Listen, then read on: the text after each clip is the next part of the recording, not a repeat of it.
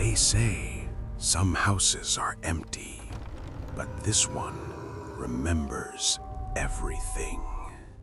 And once you step inside, it will choose what part of you survives and what disappears forever.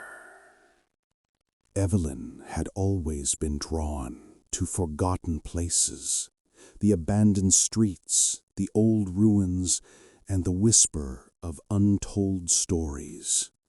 One evening, while exploring the outskirts of her town, she saw it.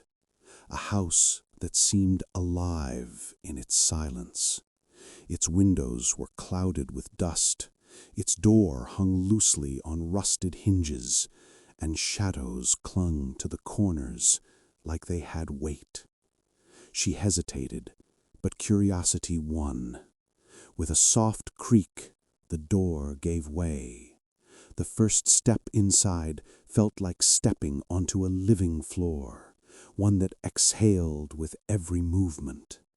Everything seemed frozen in time, the furniture draped in yellowed sheets, the faint smell of mildew mixed with something almost metallic. Then Evelyn noticed the first strange thing.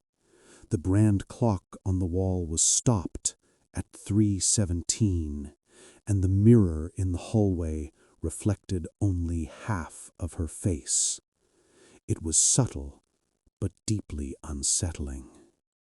As she wandered deeper, the air grew heavier. Each step seemed to whisper secrets to her, voices brushing against the edges of her mind. And then she felt it, a fragment of her memory, a small but precious piece, slipping away. She tried to remember why she had come, what had drawn her here, but the house had already begun its work. Each room brought a new terror, shadows that shouldn't have moved, walls that seemed to breathe, faint whispers of names she didn't recognize but felt familiar. On a peeling wallpaper, a single phrase appeared in curling black letters. Every visitor leaves something behind. Every memory becomes ours. Evelyn's panic grew, but so did her fascination. She wanted to leave, yet the house would not allow it. Doors vanished, hallways twisted, and windows became solid walls.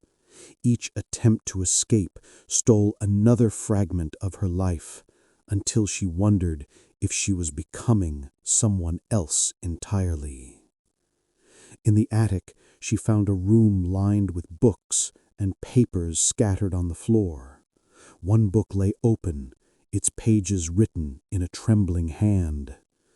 The house does not forget. It chooses who remains and who fades. And that's when she saw it, a shadow of herself in the corner, a figure that moved like her but wasn't her, smiling faintly and beckoning her forward. Evelyn realized the house was alive. It was not the kind of life that breathes, but the kind that feeds. She had a choice: leave and forget who she was, or stay and give up something precious. The decision weighed heavily as she felt her own memories slipping like sand through her fingers. Finally, she chose one memory, her mother's laugh, the one that defined her childhood, and held on to it with every ounce of her being. The door opened. Evelyn stepped out, feeling the night air hit her face. The house behind her was silent again, still, but she knew it was waiting, waiting for the next visitor, waiting to take what it wanted. As she walked away, a cold whisper brushed her ear. "We'll meet again. Every house needs a new memory. Now you know the secret, but can you live with it?